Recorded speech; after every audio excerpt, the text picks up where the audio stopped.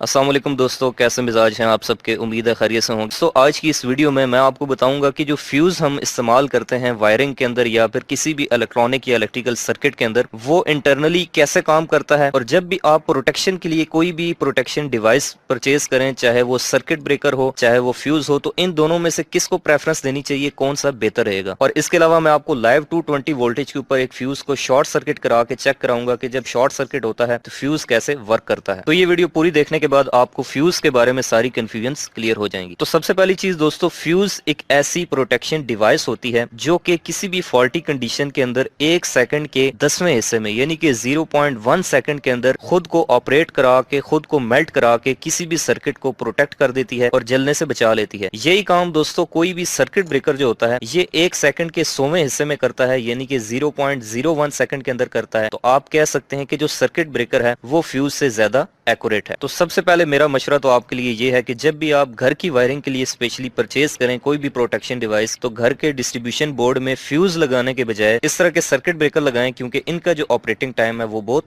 कम होता है। तो फ्यूज दोस्तों मुख्तलिफ शेप्स में और मुख्तलिफ तरह के हो सकते हैं। इनको हम कहते हैं क्वाड्रेट टाइप फ्यूज और इनको कहते हैं किट आउट फ्यूज या फिर पियानो फ्यूज भी हम कहते हैं। इनको हम वायरिंग में ज्यादातर इस्तेमाल करते हैं और इनको जो है हम इलेक्ट्रिकल इंस्ट्रूमेंट्स या फिर इलेक्ट्रॉनिक सर्किट्स के अंदर प्रोटेक्शन के लिए इस्तेमाल करते हैं। तो दोस्तों जब भी आप किसी फ्यूज के दो हिस्सों को ओपन करते हैं, जैसे देखें कि इसका एक ये नीचे वाली बेस होती है और एक इसके ऊपर ये इस तरह का किट आउट होता है। इसके अंदर आपको कुछ इस तरह की असेंबली नजर आएगी। हर फ्यूज के अंदर इस तरह के दो टर्मिनल होते हैं जिसके अंदर एक बिल्कुल बारीक सी वायर लगाई गई होती है जो कि किसी भी फॉल्टी कंडीशन के अंदर यानी कि ओवर करंट या फिर शॉर्ट सर्किट के केस में खुद को मेल्ट करा देती है और सर्किट को ओपन कर देती है। ये बात हमेशा याद रखें कि चाहे कोई भी प्रोटेक्शन डिवाइस हो, जैसे फ्यूज हो या फिर सर्किट ब्रेकर हो, वो हमेशा सर्किट के सीरीज में लगता है, पैरेलल में कभी भी नहीं लगता। अब ये इसके जो दोनों पॉइंट्स हैं वो इसके अंदर इस तरह से लग जाते हैं और ये फिर आपके घर की वायरिंग में जो बोर्ड होता है उसके अंदर लग जाता है और उसके बाद आप इसको सीरीज में कनेक्शन कर देते हैं। तो मैं इन दोनों पॉइंट्स के ऊपर दोस्तों एक साइड पे फेस और एक साइड पे न्यूट्रल दे के आपको दिखाऊंगा कि जब शॉर्ट सर्किट होता है तो फिर ये वायर कैसे एक ब्लास्ट से जो है वो मेल्ट हो जाती है और उसके बाद सर्किट ओपन हो जाता है। लेकिन उससे पहले मैं आपको लोगों की सबसे बड़ी गलती बताता हूँ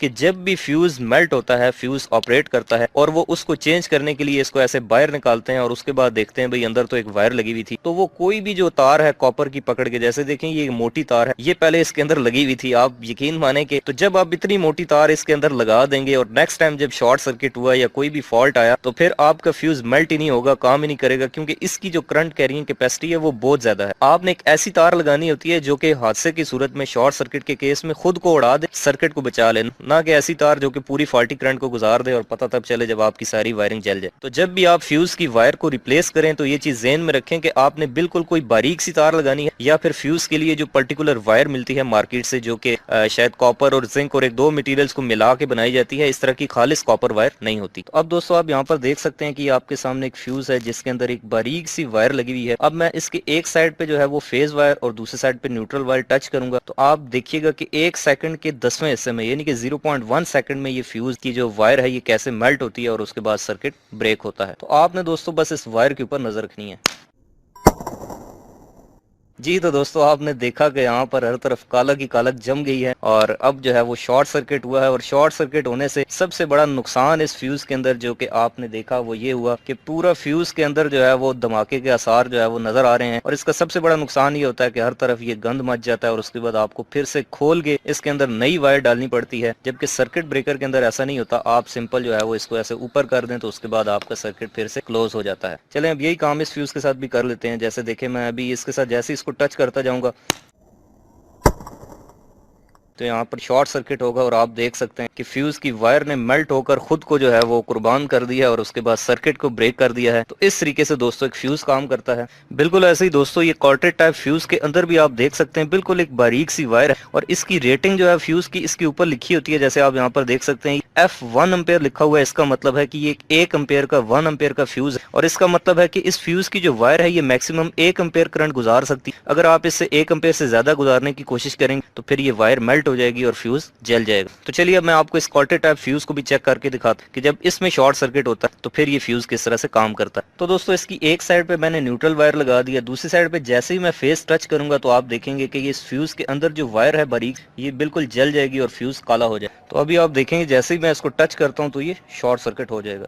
तो ये देखेंगे बिल्कुल मामूली सी एक जर्क आई है और उसके बाद इस फ्यूज के अंदर जो बिल्कुल बारीक सी वायर थी वो अब आपको नजर नहीं आ रही है, इस तरह से फ्यूज 1 सेकंड के 10वें हिस्से में जो है वो ऑपरेट करके सर्किट को प्रोटेक्ट करता है। तो दोस्तों मैं उम्मीद करता हूँ कि आपको फ्यूज की वर्किंग समझ आ गई होगी कि फ्यूज कैसे जो है वो शॉर्ट सर्किट या ओवर करंट के केस में सर्किट को बचाते हैं। लेकिन फिर भी मेरा मशवरा है कि आप जब भी फ्यूज परचेज करें तो फ्यूज की बजाय आप सर्किट ब्रेकर को जो है वो प्रेफरेंस दें, क्योंकि इसका ऑपरेटिंग टाइम जो है वो फ्यूज की निस्बत कम होता है, ये ज्यादा एक्यूरेट होता है। और इसका सबसे बड़ा फायदा ये है कि एक बार सर्किट ब्रेक होने के बाद आप इसको फिर से ऊपर करके सर्किट को जो है वो पहले वाली हालत में ला सकते हैं। जबकि फ्यूज के अंदर शॉर्ट सर्किट के बाद इस तरह की हालत हो जाती है और उसके बाद आपको फिर से इसके अंदर वायर को रिप्लेस करना पड़ता है।